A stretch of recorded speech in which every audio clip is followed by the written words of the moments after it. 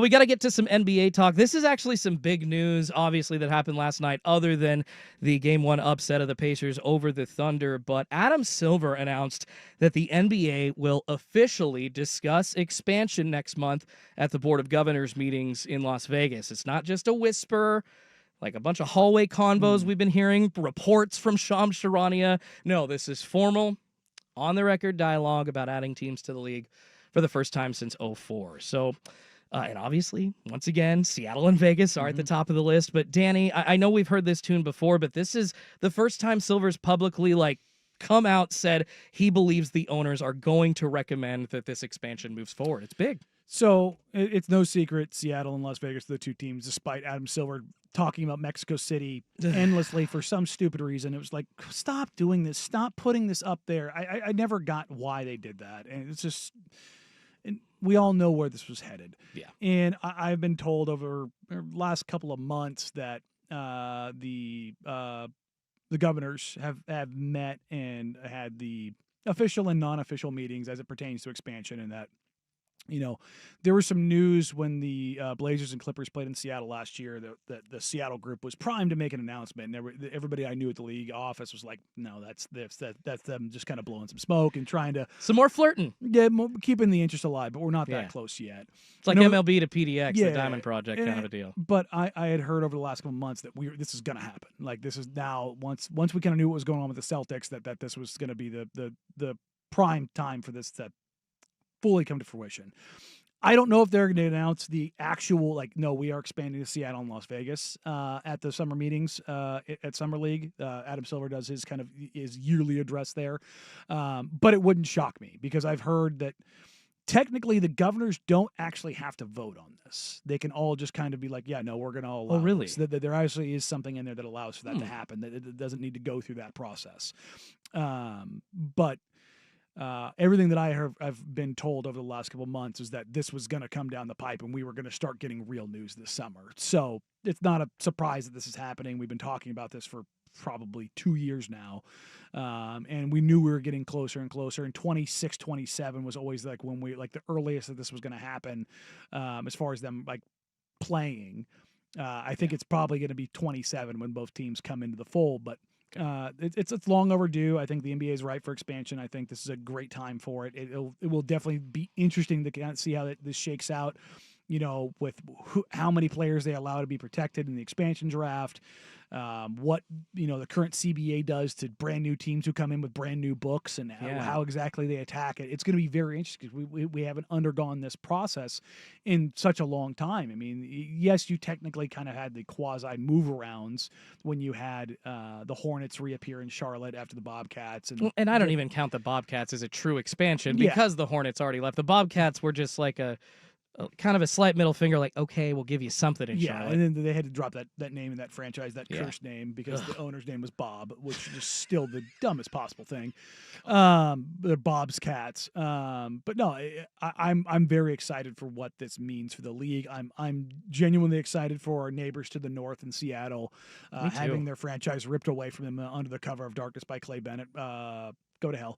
I want that rivalry back. I want to drive up I-5. And the best part about it is that the Sonics, they own all the records. They're going to get all that stuff back, and the Thunder will have nothing to do with it, which is how it should have been. And they should not be able to oh, yeah, no, the Oklahoma City Thunder have been to the Western Conference Finals so many times and include the Seattle Supersonics records.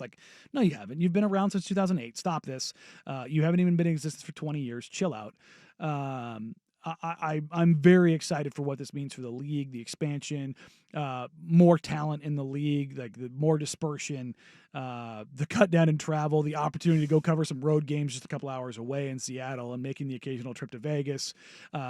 It's all very cool. And then, you're going to see 3 teams in the Western Conference, Minnesota, Memphis, and New Orleans, all fight each other to the death to try to get over to the Eastern Conference, because the path to the Eastern Conference Finals is just so much easier and has been for 40 years now. So, well, and the expansion, obviously, I think it it's best for Portland because of the travel issue that you just talked about. Man, what would they have? Adding Las Vegas and Seattle will cut down on their travel. As divisional opponents. Yeah, so drastically. they'll play them multiple times a year, and instead of having to fly 4 hours to Minnesota, it's an hour and a half to or 45 to Seattle and an hour and a half or two to Vegas. Essentially, I mean that sounds. It's nice. going to cut. I mean, the Blazers are number 1 or number 2 every single year in distance traveled, and it does matter, and it's also having a team up in Seattle now. Portland's no longer the outpost of the West.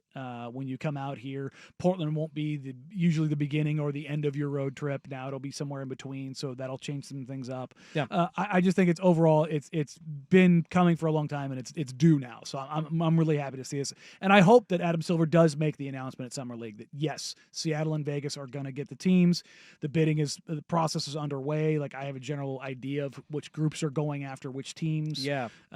So it's not going to be, I don't think, a shock unless something drastic happens, and the likelihood is that the people that end up buying the Trailblazers could be a group that loses out on one of those 2 franchise expansions. So I think it's a good time for the Northwest in general, because you're going to see the transfer of ownership for the Trailblazers, and you're going to see 2 new expansion franchises in Seattle and Vegas. And with that connection, it's obviously no mistake that the sale of the Blazers was very recently announced before this expansion publicly told to be voted on by Adam Silver. Now, this was within a month or even 3 weeks of each other. Like, we knew what was going to happen, because the Celtics sale was the one hanging things up.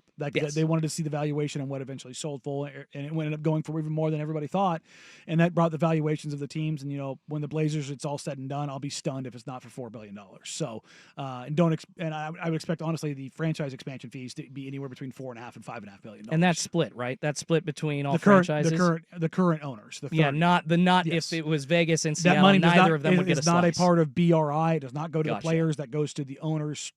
Totally. So you're looking at somewhere between $700-800 million that are going into the pockets of the owners for expansion franchises. Now, fees. would that be a windfall for Jody Allen or a windfall for the new Blazers owner? Is it timing that unsure of how the okay. contracts of that it will all go out, and how much they would be able to take as a part of that. Like, gotcha. That's only known to those at the league office and those that operate and execute the Allen Estate Trust. Oh, yeah. So, but the next 9 to 12 months are going to be very interesting for the NBA.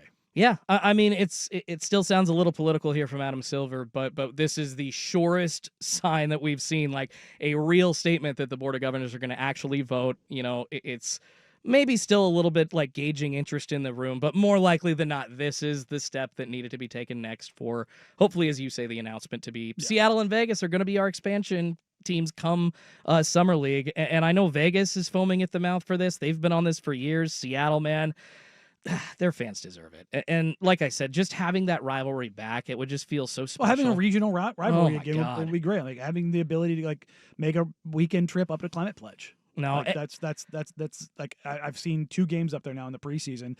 Even though the bones of that building are ancient, the rest of the place is brand new, and it's a kick-ass arena. I love it.